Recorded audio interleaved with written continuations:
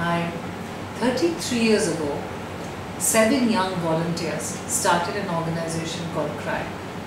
So if you look at us today, we're an organization that has been created by the spirit of people wanting to do something, wanting to contribute, wanting to change their life, to change the lives of children. More importantly, it's based on the belief that people actually do want to do something. It's just that they don't know how they can do it, where they could contribute their time and skill and resources, in that it would make a difference to children. Therefore, volunteer action in CRY has been about harnessing that energy or that people bring, that people like you have brought to us. In the last few years, we've seen that you have done so many different things. You have empowered communities and children by working together with them. You have brought tiny improvements in school facilities, in Anganwadis. You have made sure that children have not gone back hungry by overseeing and looking at midday meal schemes that are implemented in the cities.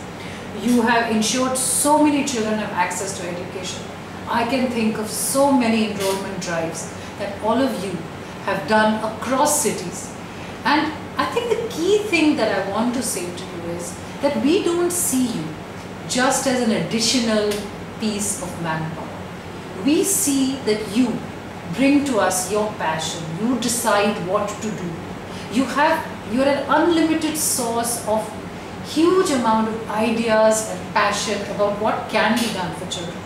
In so many ways that today if you were to ask me, and I look back at the last year, I also look back at so many years of CRY, which ideas actually came from volunteers themselves and which came from us, to me this is seamless. So many campaigns that have become so successful for CRY, that have actually ensured that children's lives have changed on the ground, have actually come from volunteers. We see many volunteers visibly, the ones we see around us, and there are many volunteers whom you don't see. They are people who are working in villages, they are people who are working in the urban slums, and they are carrying out the work of the organizations who CRY supports. And a lot of volunteers ask me, especially when they are doing an advocacy activity, and you're saying, how am I changing children's lives? And we must understand that one of the things, or the most critical things that we require today in this country, is children require people like you and me to raise our voices for them. And therefore, every piece of advocacy CRY does, and that you participate in, whether it is helping us to walk in a neighborhood, whether it is in gathering up data about whether children are in school or not, every piece and every action that you take actually contributes to a critical need in India today, which is to raise the consciousness of all of us as a society about children, about what they need, about what they go through. And when you do that, you change their lives. Believe me, you do. So it is not just when you are directly working with them, but that every little thing that each one of us does, whether it is actually accounting, whether it is photography, whether it is the myriad and wonderful things that all of you do, each one of them changes a child's life.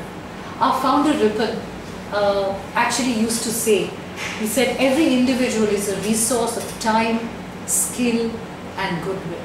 It is for us at CRY to put all this time, skill and goodwill together.